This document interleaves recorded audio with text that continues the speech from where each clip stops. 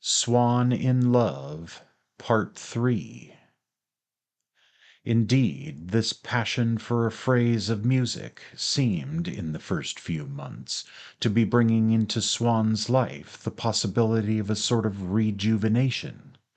He had so long since ceased to direct his course towards any ideal goal, and had confined himself to the pursuit of ephemeral satisfactions, that he had come to believe, though without ever formally stating his belief even to himself, that he would remain all his life in that condition, which death alone could alter.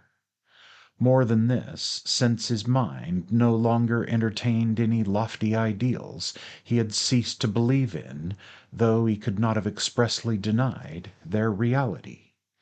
He had grown, also, into the habit of taking refuge in trivial considerations, which allowed him to set on one side matters of fundamental importance, just as he had never stopped to ask himself whether he would not have done better by not going into society, knowing very well that if he had accepted an invitation he must put in an appearance, and that afterwards, if he did not actually call, he must at least leave cards upon his hostess.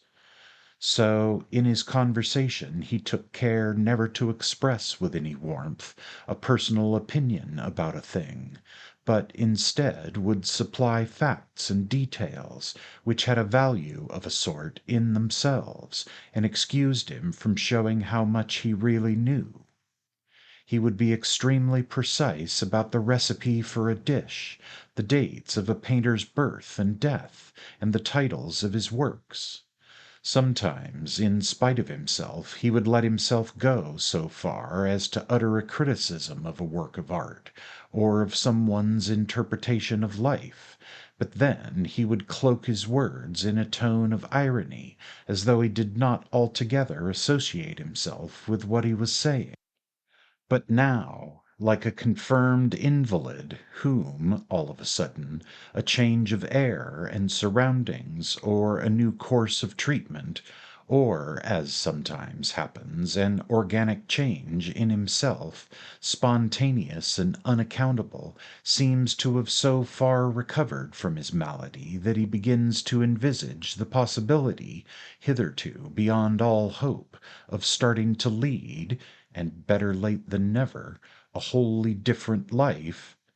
Now Swann found in himself, in the memory of the phrase that he had heard, in certain other sonatas which he had made people play over to him, to see whether he might not perhaps discover his phrase among them, the presence of one of those invisible realities in which he had ceased to believe, but to which, as though the music had had, upon the moral barrenness from which he was suffering, a sort of recreative influence, he was conscious once again of a desire, almost, indeed, of the power to consecrate his life. But never having managed to find out whose work it was that he had heard playing that evening, he had been unable to procure a copy, and finally had forgotten the quest. He had indeed, in the course of the next few days, encountered several of the people who had been at the party with him, and had questioned them, but most of them had either arrived after or left before the piece was played. Some had indeed been in the house, but had gone into another room to talk, and those who had stayed to listen had no clearer impression than the rest. As for his hosts, they knew that it was a recently published work which the musicians whom they had engaged for the evening had asked to be allowed to play. But as these last were now on tour somewhere, Swann could learn nothing further. He had, of course, a number of musical friends, but vividly as he could recall the exquisite and inexpressible pleasure which the little phrase had given him, and could see still before his eyes the forms that it had traced in outline, he was quite incapable of humming over to them the air, and so at last he ceased to think of it. But tonight at Madame Verdurin's, scarcely had the little pianist begun to play, when suddenly, after a high note held on through two whole bars, Swann saw it approaching, stealing forth from underneath that resonance, which was prolonged and stretched out over it like a curtain of sound to veil the mystery of its birth, and recognized, secret, whispering, articulate, the airy and fragrant phrase that he had loved. And it was so peculiarly itself, it had so personal a charm, which nothing else could have replaced, that Swann felt as though he had met, in a friend's drawing room, a woman whom he had seen and admired once in the street, and had despaired of ever seeing her again. Finally the phrase withdrew and vanished, pointing, directing, diligent among the wandering currents of its fragrance, leaving upon Swann's features a reflection of its smile. But now at last he could ask the name of his fair unknown, and was told that it was the andante movement of Vinteuil's sonata for the piano and violin. He held it safe, could have it again to himself, at home, as often as he would, could study its language and acquire its secret. And so, when the pianist had finished, Swann crossed the room and thanked him with a vivacity which delighted Madame Verdurin. "Isn't he charming?" she asked Swann.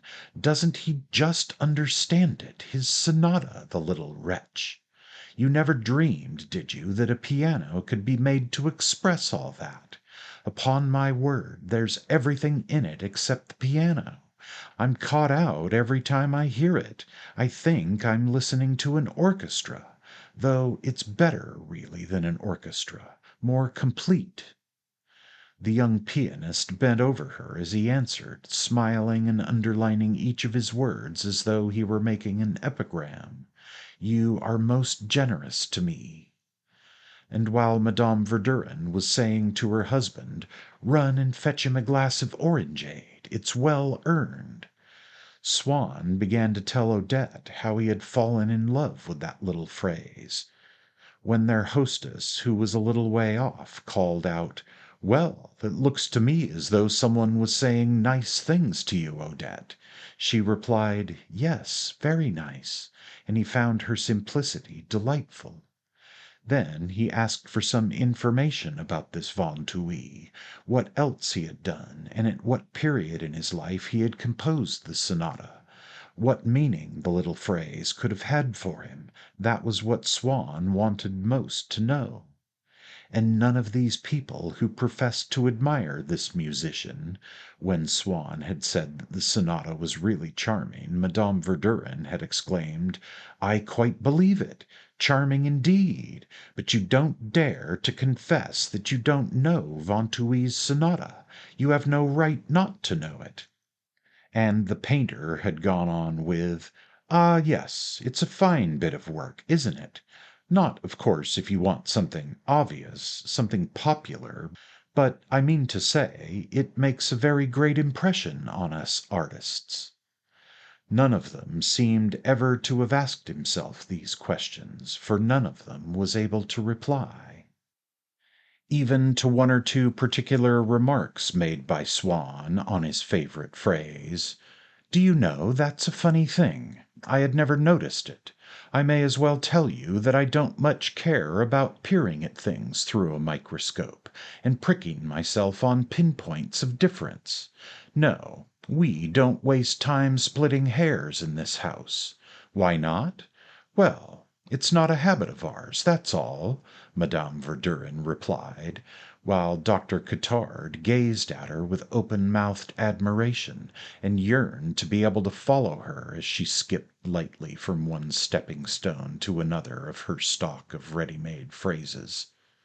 Both he, however, and Madame Cottard, with a kind of common sense which is shared by many people of humble origin, would always take care not to express an opinion, or to pretend to admire a piece of music, which they would confess to each other, once they were safely at home, that they no more understood than they could understand the art of Master Biche.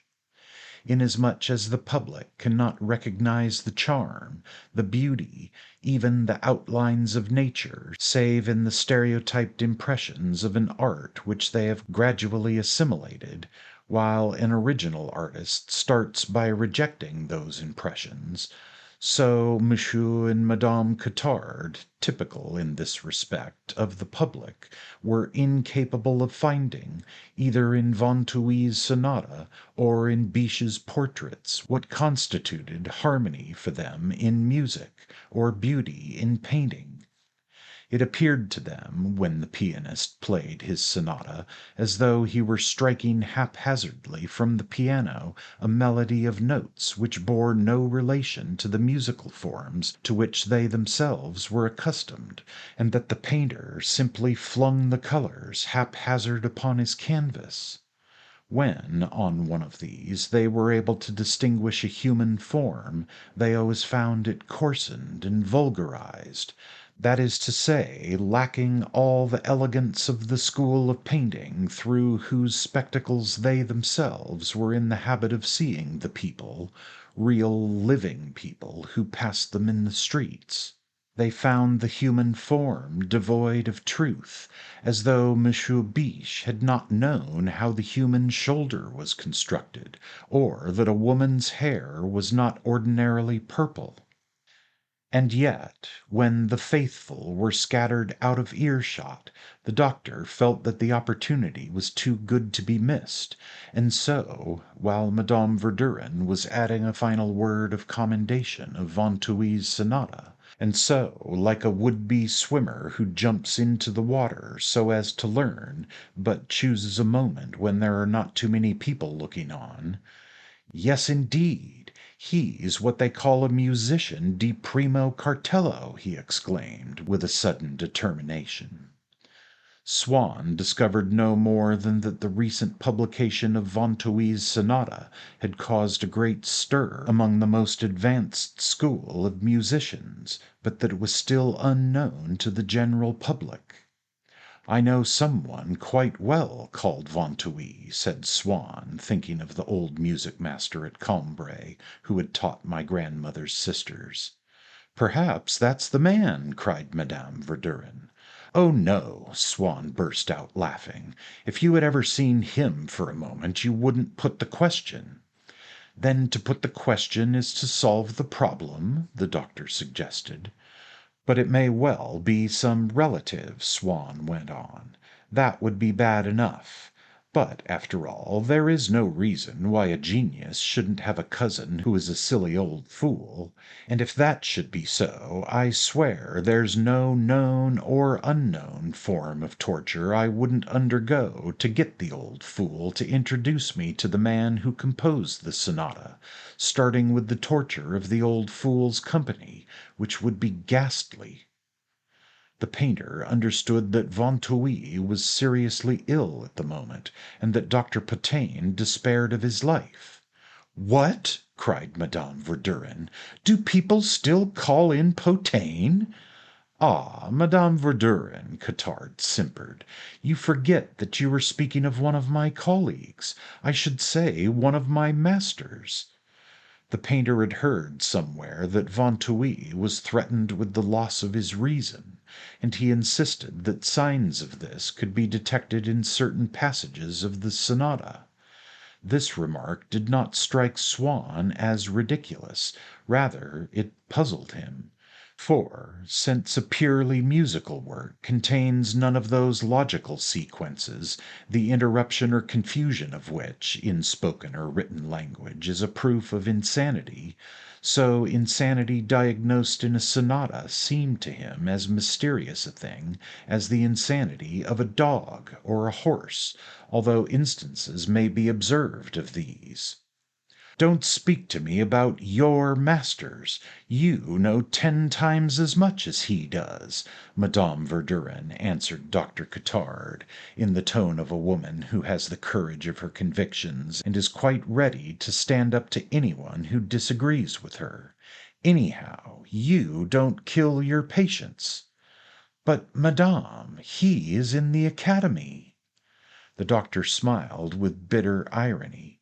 If a sick person prefers to die at the hands of one of the princes of science, it is far more smart to be able to say, "Yes, I have potain."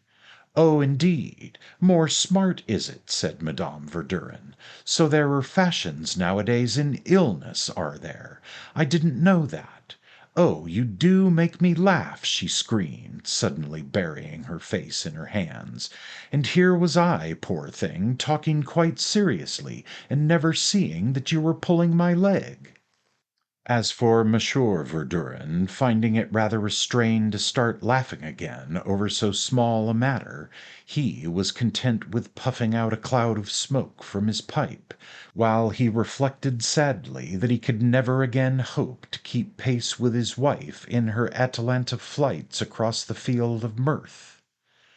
"Do you know, we like your friend so very much," said Madame Verdurin later, when Odette was bidding her good night. "He is so unaffected, quite charming. And if they're all like that, the friends you want to bring here, by all means bring them." Monsieur Verdurin remarked that Swann had failed, all the same, to appreciate the pianist's aunt. "I dare say he felt a little strange, poor man," suggested Madame Verdurin. "You can't expect him to catch the tone of the house the first time he comes, like Cottard, who has been one of our little clan now for years. The first time doesn't count. It's just for looking round and finding out things. Odette, he understands all right. He is to join us tomorrow at the Châtelet. Perhaps you might call for him and bring him. No, he doesn't want that. Oh, very well, just as you like, provided he doesn't fail us at the last moment." Greatly to Madame Verdurin's surprise, he never failed them. He would go to meet them no matter where, at restaurants outside Paris, not that they went there much at first, for the season had not yet begun, and more frequently at the play, in which Madame Verdurin delighted. One evening, when they were dining at home, he heard her complain that she had not one of those permits which would save her the trouble of waiting at doors and standing in crowds, and say how useful it would be to them at first nights, and gala performances at the opera, and what a nuisance it had been not having one on the day of Gambetta's funeral. Swann never spoke of his distinguished friends, but only of such as might be regarded as detrimental, whom, therefore, he thought it snobbish and in not very good taste to conceal. While he frequented the Faubourg Saint Germain, he had come to include, in the latter class, all his friends in the official world of the Third Republic, and so broke in without thinking, "I'll see to that, all right. You shall have it in time for the Danishef revival. I shall be lunching with the prefect of police tomorrow, as it happens, at the Elysée." "What's that? The Elysée?" Dr. Cottard roared in a voice of thunder. "Yes, at Monsieur Grévy's," replied Swann, feeling a little awkward at the effect which his announcement had produced. "Are you often taken like that?" the painter asked Cottard with mock seriousness. As a rule, once an explanation had been given, Cottard would say, "Ah, good, good, that's all right, then," after which he would show not the least trace of emotion. But this time Swann's last words, instead of the usual calming effect, had that of heating instantly to boiling point his astonishment at the discovery that a man with whom he himself was actually sitting at table, a man who had no official position, no honors or distinction of any sort, was on visiting terms with the head of the state. What's that you say? Monsieur Gravy? Do you know Monsieur Gravy? He demanded of Swann, in the stupid and incredulous tone of a constable on duty at the palace when a stranger has come up and asked to see the President of the Republic, until guessing from his words and manner what, as the newspapers say, it is a case of, he assures the poor lunatic that he will be admitted at once and points the way to the reception ward of the police infirmary. I know him slightly. We have some friends in common. Swann dared not add that one of these friends was the Prince of Wales. Anyhow, he is very free with his invitations, and I assure you his luncheon parties are not the least bit amusing. They're very simple affairs, too, you know. Never more than 8 at table, he went on, trying desperately to cut out everything that seemed to show off his relations with the President in a light too dazzling for the doctor's eyes. Whereupon Cottard, at once conforming in his mind to the literal interpretation of what Swann was saying, decided that invitations from Monsieur Gravy were very little sought after, were sent out, in fact, into the highways and hedgerows, and from that moment he never seemed at all surprised to hear that Swann, or anyone else, was always at the Elysée. He even felt a little sorry for a man who had to go to luncheon parties, which he himself admitted were a bore. "Ah, good, good. That's quite all right, then," he said, in the tone of a customs official who has been suspicious up to now, but, after hearing your explanation, stamps your passport and lets you proceed on your journey without troubling to examine your luggage. I can well believe you don't find them amusing, those parties. Indeed, it's very good of you to go to them, said Madame Verdurin, who regarded the President of the Republic only as a bore to be especially dreaded, since he had at his disposal means of seduction, and even of compulsion, which, if employed to captivate her faithful, might easily make them fail. It seems he's as deaf as a post, and eats with his fingers. Upon my word, then it can't be much fun for you going there. A note of pity sounded in the doctor's voice, and then, struck by the number, only 8 at table. Are these luncheons what you would describe as intimate? He inquired briskly, not so much out of idle curiosity as in his linguistic zeal. But so great and glorious a figure was the President of the French Republic in the eyes of Dr. Cottard that neither the modesty of Swann nor the spite of Madame Verdurin could ever wholly efface that first impression, and he never sat down to dinner with the Verdurins without asking anxiously, "Do you think we shall see Monsieur Swann here this evening? He is a personal friend of Monsieur Gravy's. I suppose that means he's what you'd call a gentleman?" He even went to the length of offering Swann a card of invitation to the dental exhibition. "This will let you in and anyone you take with you," he explained, "but dogs are not admitted. I'm just warning you, you understand, because some friends of mine went there once who hadn't been told, and there was the devil to pay." As for Monsieur Verdurin, he did not fail to observe the distressing effect upon his wife of the discovery that Swann had influential friends of whom he had never spoken. If no arrangement had been made to go anywhere, it was at the Verdurins' that Swann would find the little nucleus assembled, but he never appeared there except in the evenings, and would hardly ever accept their invitations to dinner in spite of Odette's entreaties. "I could dine with you alone somewhere, if you'd rather," she suggested. "But what about Madame Verdurin?" "Oh, that's quite simple. I need only say that my dress wasn't ready, or that my cab came late. There is always some excuse. How charming of you!" But Swann said to himself that, if he could make Odette feel, by consenting to meet her only after dinner, that there were other pleasures which he preferred to that of her company, then the desire that she felt for his would be all the longer in reaching the point of satiety. Besides, as he infinitely preferred to Odette's style of beauty that of a little working girl, as fresh and plump as a rose, with whom he happened to be simultaneously in love, he preferred to spend the first part of the evening with her, knowing that he was sure to see Odette later on. For the same reason he would never allow Odette to call for him at his house to take him on to the Verdurins. The little girl used to wait not far from his door at a street corner. Raimy, his coachman, knew where to stop. She would jump in beside him and hold him in her arms until the carriage drew up at the Verdurins.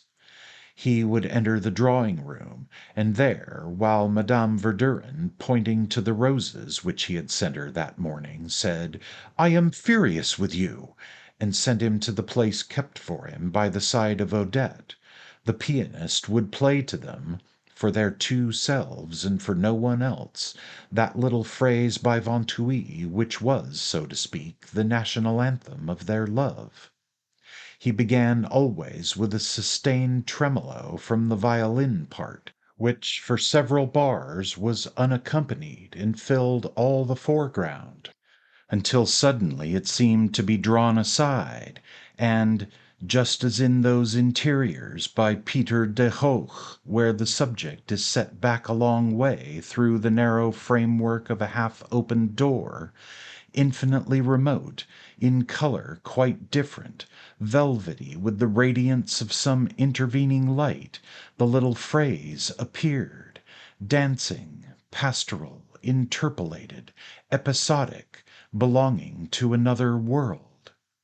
It passed with simple and immortal movements, scattering on every side the bounties of its grace, smiling ineffably still. But Swann thought that he could now discern in it some disenchantment. It seemed to be aware how vain, how hollow was the happiness to which it showed the way. In its airy grace there was, indeed, something definitely achieved and complete in itself, like the mood of philosophic detachment which follows an outburst of vain regret.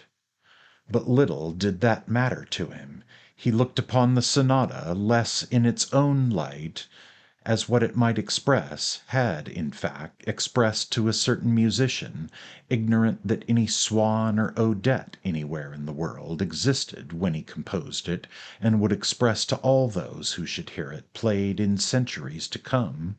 He looked upon the sonata less in its own light than as a pledge, a token of his love, which made even the Verdurins and their little pianist think of Odette, and at the same time of himself, which bound her to him by a lasting tie. And at that point he had, whimsically entreated by Odette, abandoned the idea of getting some professional to play over to him the whole sonata, of which he still knew no more than this one passage. "Why do you want the rest?" she had asked him. "Our little bit, that's all we need." He went farther.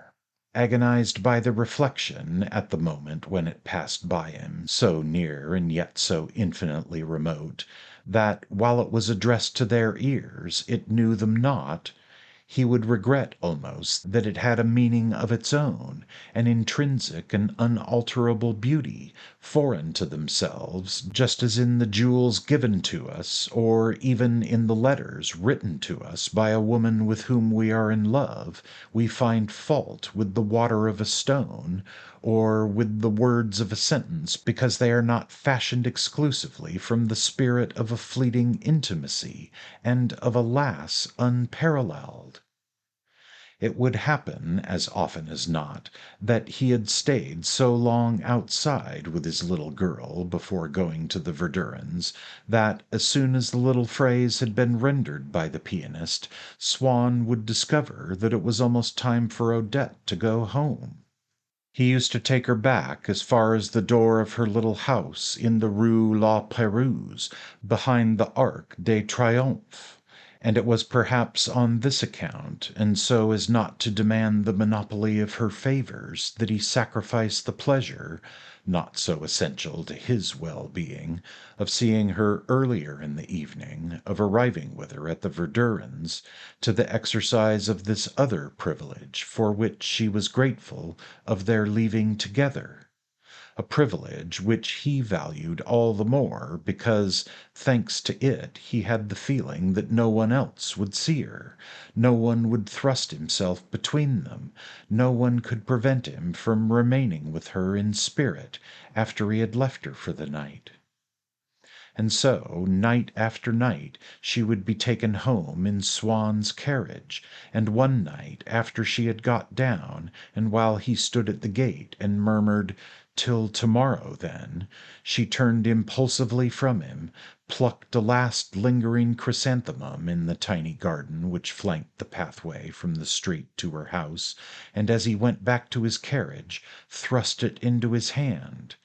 He held it pressed to his lips during the drive home, and when, in due course, the flower withered, locked it away, like something very precious, in a secret drawer of his desk. He would escort her to the gate, but no farther. Twice only had he gone inside to take part in the ceremony of such vital importance in her life, of afternoon tea.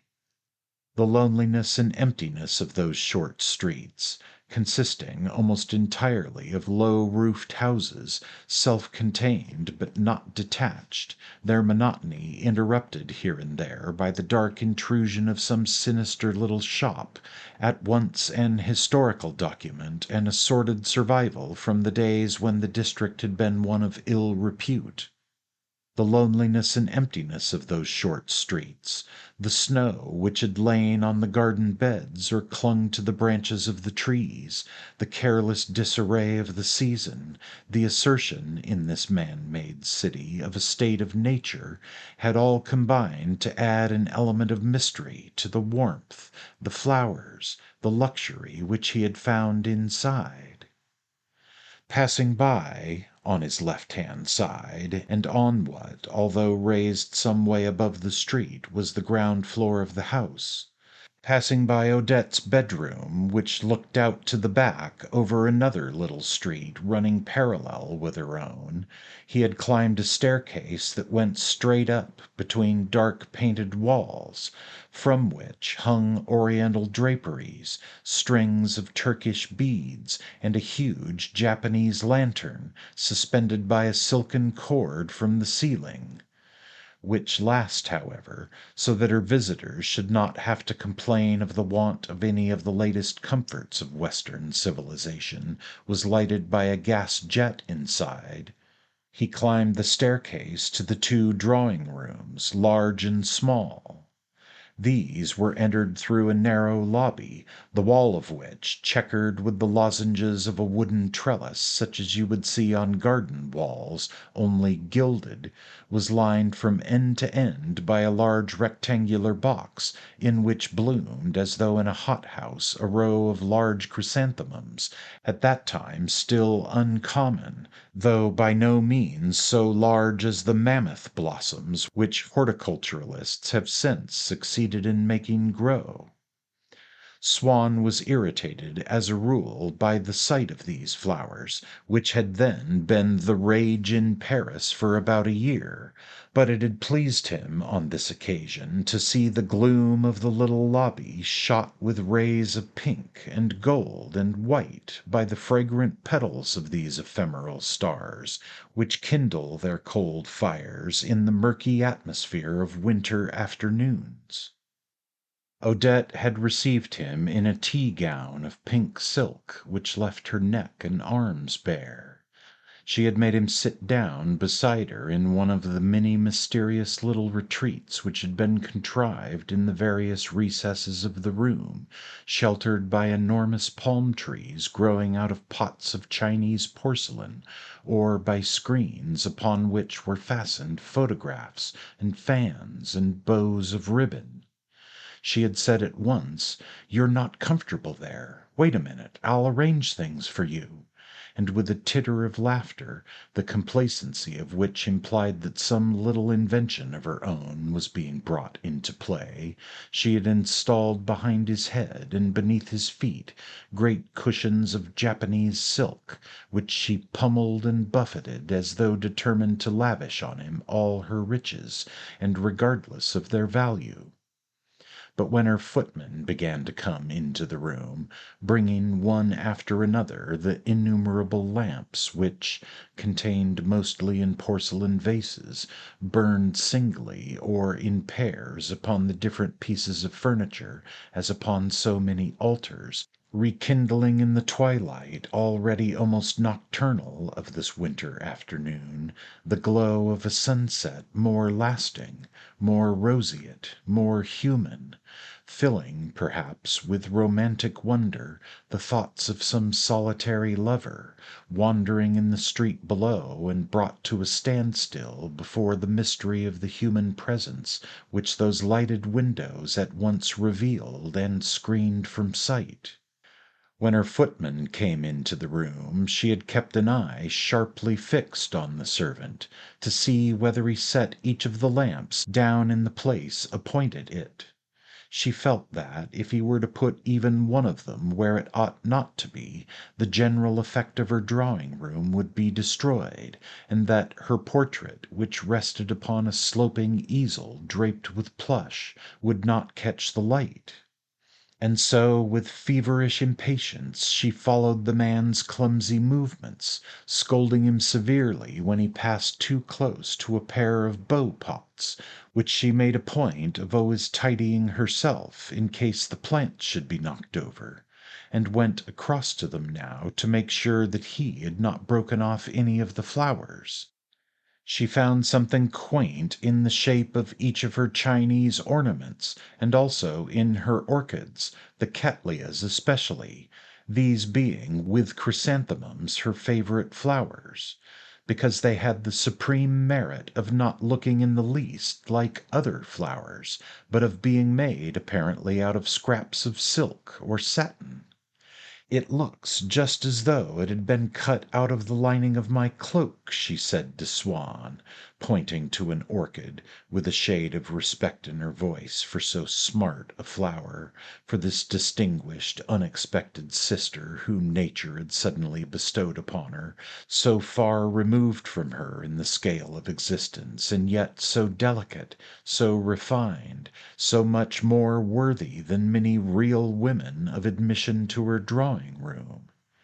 As she drew his attention now to the fiery-tongued dragons painted upon a bowl or stitched upon a fire-screen, now to a fleshy cluster of orchids, now to a dromedary of inlaid silver-work with ruby eyes, which kept company upon her mantelpiece with a toad carved in jade, she would pretend now to be shrinking from the ferocity of the monsters, or laughing at their absurdity, now blushing at the indecency of the flowers, now carried away by an irresistible desire to run across and kiss the toad and dromedary, calling them darlings.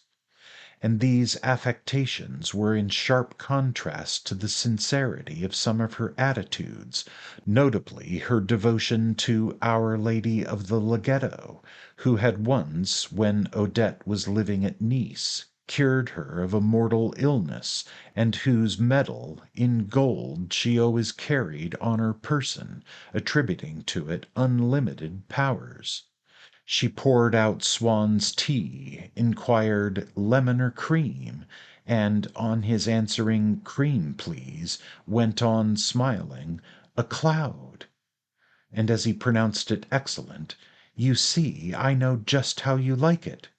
This tea had indeed seemed to Swann, just as it seemed to her, something precious, and love is so far obliged to find some justification for itself, some guarantee of its duration in pleasures which, on the contrary, would have no existence apart from love, and must cease with its passing, that when he left her at 7 o'clock to go and dress for the evening, all the way home, sitting bolt upright in his brougham, unable to repress the happiness with which the afternoon's adventure had filled him, he kept on repeating to himself, what fun it would be to have a little woman like that in a place where one could always be certain of finding, what one never can be certain of finding, a really good cup of tea.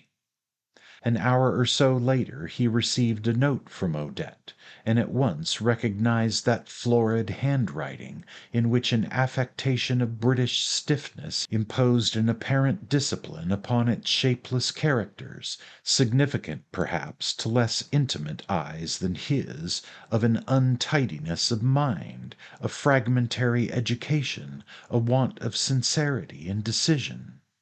Swann had left his cigarette case at her house. "Why," she wrote, "did you not forget your heart also? I should never have let you have that back."